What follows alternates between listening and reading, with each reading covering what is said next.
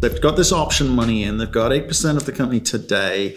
You've got a bunch of cash. You're going to deliver. They've effectively paid for the feasibility study. But at the end of this, you're going to say, right, here's what we've got. They go, great, that matches our brief. So what is the brief? What do they want from you? No. They want to be sure. And I hate to say that. I would refer it to the general mining industry. I know, and this is your job, to identify the good and the bad. Not everybody that goes through this conference end up building a mine. Okay, mining projects fail. And if a shareholder is thinking about an investment and is risking a few $1,000s, it's an issue for him. Imagine the millions and millions of dollars that bankers and companies like CATL and actually large investment groups like BlackRock or Fidelity, or just name the large, they need to be sure. So the only way, or the way to be sure, is to be sitting there and monitor the whole process. On top of that, getting the final product is very important. I also say to everybody, guys, when somebody is showing you a lithium project, ask, but were you able to produce lithium carbonate? And where did you do it?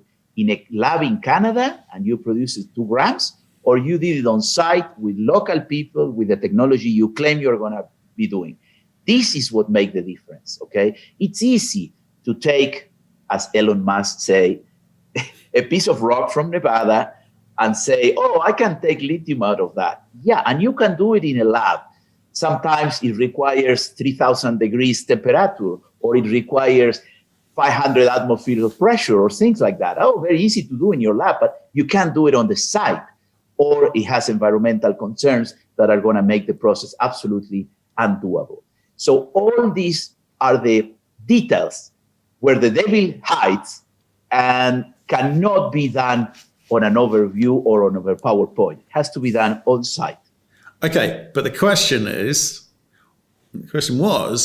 what, at the end of this process, at the end of this feasibility study, for CATL to continue working with you, maybe even put more money in, what are you going to need to deliver other than a feasibility study? It's got to be conditional, right? It's got to be conditional. It can't just be, there's a feasibility study. It's not very economic, but hey, we didn't talk about that.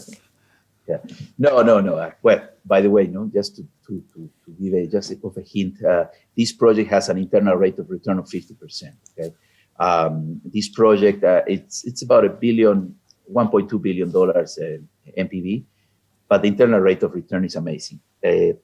This is a question very important, part of our discussions with our strategic partner. The question is, what do they want? And I asked that question: do you want, for example, a larger project? Because our resource and reserve is so large that we can double production very easily. But of course, when you double production, you double your capex. So it's more difficult to actually get the money. And it's also technologically more challenging. It's easier to grow. And this project all grow. When you see SQM and everybody started in one size and keep growing higher. This is the normal way to do it. So they are very interested in the internal rate of return, in being economic. This is very important for me because our interests are aligned. So they will want to know that our economics continue to be as good as, or nearly as good as, the pre-feasibility, okay? I'm expecting that it will be the same or better, but you never know. You need to finish there. We have to be within the same order of magnitude, okay? That's one. The other is the quality of the final product. And this is something that the audience need to understand. And it's not easy to understand. When you sell gold and you say, Barrick gold is as good as, Newmont gold. I mean, who cares? It's gold. Lithium carbonate is not. And this is not easy to understand. When you produce your product, you have impurities. And each salar or each source, because it could be not a salar, it could be a spodumene, it could be a rock, has inherent impurities. And these products are sold usually at rate that goes from 99.2, 99.3 to 99.6, 7, 8% purity. But that's not the problem. The problem is what the impurity is. If you have very small amounts of, just to say, iron, it's a disaster. So you could have 99.9 purity, but the 0.1 is iron and your product is worth nothing, okay? So more so when the lithium carbonate that goes into the battery has to have some specifications, not only of purity, but of size and sphericity, roundness, how round your particle is. And all that goes into the certification of the product.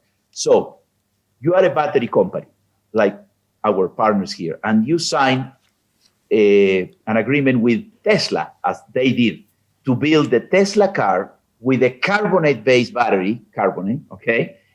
And with a new technology, because they are using a new technology now, and the specs of the carbonate are unique, are very important. So that's what we need to do. We, as a producer or a future producer, need to match that spec, of course, with economic benefit, right? You can always match a spec, but match the spec with the right economic benefit. And they need to be sure that they can acquire the product at a reasonable price, but match their spec. And matching spec is the most important point here. Okay. So the terms that you've agreed are about, yes, the IRR, always important. That's why we're in business. But the spec is something that they would need to work to, or you need to be able to deliver for them to be able to sell on to their partners, whether it be a Tesla or otherwise, right? Okay, understood. So everyone knows what they're getting at, what they're in bed for, right?